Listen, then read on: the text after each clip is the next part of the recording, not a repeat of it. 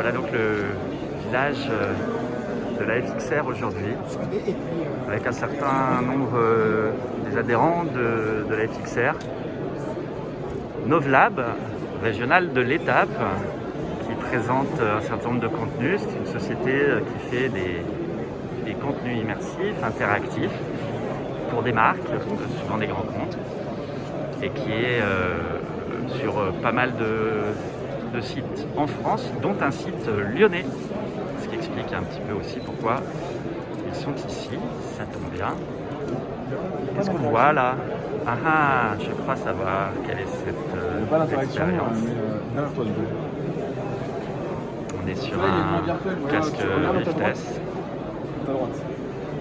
Et là, je crois qu'on a affaire à une démo un peu spéciale, si j'ai bien tout compris ce qu'on m'a expliqué hier.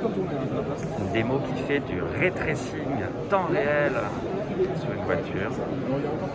On n'est pas sur une appli déjà déployée, mais sur quelque chose d'assez prometteur. Et on va suivre ça de près. Nous étions chez Novlab. Nous voici chez France Immersive Learning.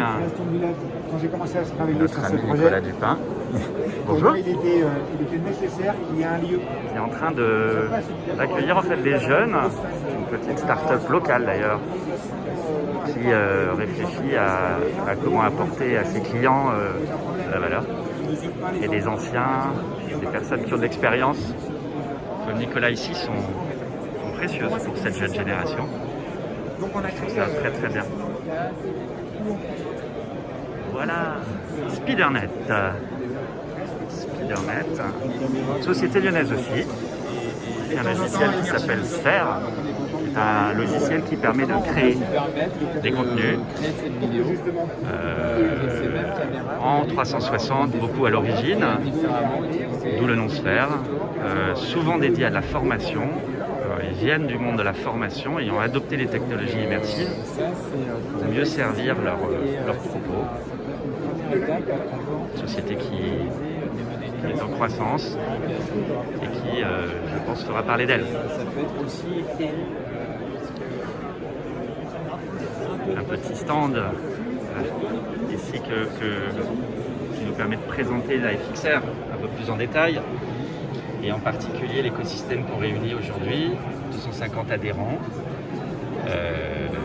autour d'un projet commun, un manifeste qui nous réunit, qui nous appelle à travailler ensemble et à finalement croître ensemble avec nos moyens de communication, notre blog, notre bourse aux talents, des publications clés qui vont servir à orienter les nouveaux venus vers ce média qui est un média puissant et donc peut-être un peu des fois compliqué à maîtriser.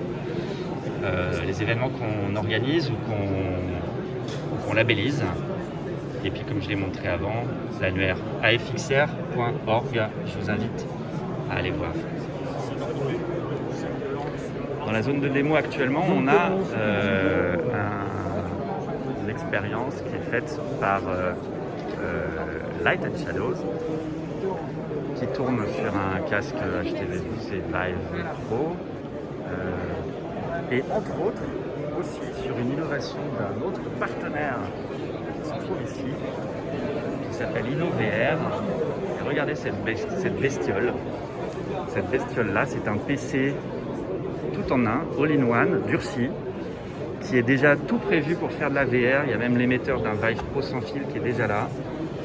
Ça rend la chose très facile à transporter, sans risque de problème, plus puissant qu'un laptop, puisqu'on a finalement les fonctions d'un laptop, on a un écran, on a un clavier, une souris, et donc un périphérique de VR et des cartes graphiques très puissantes. Donc c'est vraiment du matériel, des ordi dédiés à la VR. Ils sont là, nos partenaires, sur leur petit booth à eux, avec leur premier produit qui les a rendus un peu plus connus, qui est donc cette mallette de transport, qui est aussi un PC, et donc un déploiement extrêmement facile, extrêmement rapide. N'est-ce pas, Grégoire, Benjamin? Grégoire, qui est le CEO de la boîte, si je ne m'abuse. C'est ça. C'est ça. Et qui du coup fabrique cette solution qui est française. Vous êtes basé où? À Lyon, À Lyon. à côté de Fourvière. Et ben voilà, très chouette. Très très chouette. Light & Shadow, je vous en ai un petit peu parlé il y a quelques minutes, puisqu'ils avaient une démo. Sa directrice commerciale ici peut peut-être nous en dire un tout petit peu plus. Une boîte plutôt de service française qui fait des contenus plutôt haut de gamme, qui existe depuis pas mal de temps. Mélanie? 2009, ça fait 11 ans maintenant. Ça fait 11 ans, voilà. Prestataire, donc plutôt service. Et là, qu'est-ce que vous nous... C'est quoi cette chose-là?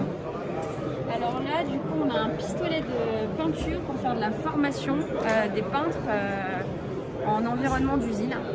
Et du coup, on a pris le vrai peintre d'une société qui est dans le secteur du ferroviaire pour des peintres manuels. Et on a rajouté du coup un tracking de mouvement avec une manette Vive. On a rajouté un système de retour haptique. C'est très astucieux parce que ça clique, je sais pas si vous avez remarqué, ça clique sur la manette. Énorme. Exactement, et un retour sonore. On pourra vous faire une petite démo tout à l'heure si vous voulez, pour reprendre le spray justement de la projection de peinture, en gardant aussi tout le système après de câbles pour contraindre aussi les peintres dans leur C'est un environnement. vrai simulateur professionnel basé sur des composants à la fois sur étagère, Vive, et très custom, en tout cas un assemblage custom. Super, on va y revenir. Merci pour ce petit flash de Light & Shadow. Et puis nous avons nos amis de TechViz ici présents aussi. Oui. On ne présente pas TechViz à ceux qui sont dans la VR depuis quelques années. C'était sûrement un des premiers logiciels à être en mesure de tourner sur des grands systèmes comme des caves, sur des clusters. Et maintenant, bien sûr, évidemment, sur des systèmes plus légers, plus faciles à déployer comme des casques, avec bien sûr les fonctionnalités qui existaient déjà dans les versions Cave qu'on voit là, c'est-à-dire de la collaboration distante, des capacités à faire des revues, des sections, des mesures, donc des choses qui sont indispensables pour une réunion collaborative immersive dans le monde de la conception du PLM, un partenaire de Dassault Systèmes d'ailleurs. Exactement, tout à fait. Merci. Voilà, c'était un petit tour du village XR aujourd'hui au Sido. Il y a du monde. La XR intéresse beaucoup cette communauté. C'est une thématique un peu nouvelle pour ce salon.